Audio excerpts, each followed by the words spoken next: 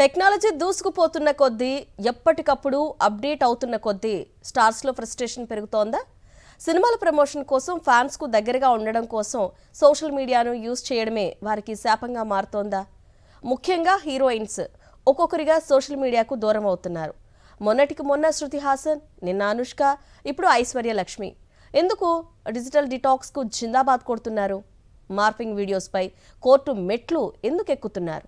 Social మీడియాలో చాలా యాక్టివ్గా ఉండే హీరోయిన్స్ ఇప్పుడు ఒక్కొక్కరిగా వాటికి దూరం అవుతుండడం సంచలనం సృష్టిస్తోంది. ఘాటి రిలీజ్ తర్వాత అనుష్క కొంతకాలం తాను సోషల్ మీడియాకు అందుబాటులో ఉండను అని తెలిపింది. తాను నిజమైన ప్రపంచానికి దగ్గరగా ఉండాలని నిర్ణయించుకుంది. అందుకే ఈ బ్రేక్ తప్పదని తెలిపింది. ఘాటి రిలీజ్ తర్వాత అనుష్క ఈ నిర్ణయం తీసుకోవడం వెనుక సినిమా ఫ్లాప్ కావడం, సినిమాపై నెగిటివ్ రివ్యూస్, జేజమ్మను పర్సనల్ గా అటాక్ చేయడం ఒక రీజన్ అయి ఉండవచ్చుననే ప్రచారం కూడా సాగుతోంది. అనుష్క సోషల్ మీడియాకు విరామం మాత్రమే ప్రకటించింది. కానీ మరో తమిళ కథానాయిక ఐశ్వర్య లక్ష్మి ఏకంగా గుడ్ బై చెప్పేసింది. ప్రస్తుత పరిస్థితుల్లో తాను సోషల్ మీడియాలో అకౌంట్ మెయింటైన్ చేయలేను అని చెప్పేసింది. సోషల్ మీడియాకు తాను లొంగిపోనని తెలిపింది. సోషల్ మీడియాలో యాక్టివ్గా ఉండే హీరోయిన్స్ లో శృతి హాసన్ ఒకరు. పైగా పాన్ ఇండియా స్టార్, సోషల్ మీడియాలో లక్షల మంది ఫాలోవర్స్ ఉన్న హీరోయిన్.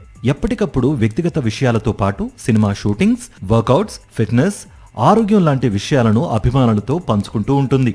అలాంటి శృతి 2 నెలల క్రితం సోషల్ మీడియా డీటాక్స్ అంటూ ఫ్యాన్స్ కు షాక్ ఇచ్చింది.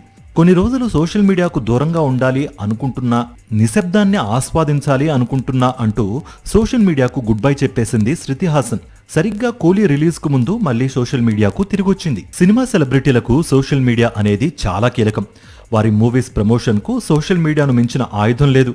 ప్రమోషన్స్ కు ప్రమోషన్స్, పైగా ఆదాయానికి ఆదాయం, పైగా ఫ్యాన్స్ కు నిత్యం దగ్గరగా ఉండే అవకాశం. కానీ సోషల్ మీడియాలో కొందరి అత్యుత్సాహం వల్ల సెలబ్రిటీలు ఇబ్బందులు పడుతున్నారు. ఏఐ టెక్నాలజీ సాయంతో కొన్ని ఆన్లైన్ వేదికలు తన చిత్రాలను అశ్లీల దృశ్యాలు రూపొందించడానికి వాడుకుంటున్నాయని ఐశ్వర్య రాయ్ ఇటీవల కోర్టును ఆశ్రయించిన సంగతి తెలిసిందే. సాంకేతికత అనే కత్తికి 2 వైపులా పదునే. ఎలా ఉపయోగించుకున్నామనే దానిపైనే మంచి చెడు ఆధారపడి ఉంటాయి. ఆర్టిఫిషియల్ ఇంటెలిజెన్స్, ఇతర సోషల్ మీడియా ప్లాట్ఫామ్స్ తో అనేక ప్రయోజనాలున్నా కొందరు దుర్వినియోగం చేసేస్తున్నారు. ముఖ్యంగా హీరోయిన్స్ ను టార్గెట్ గా చేసుకోవడం వారిని వేదనకు గురిచేస్తోంది.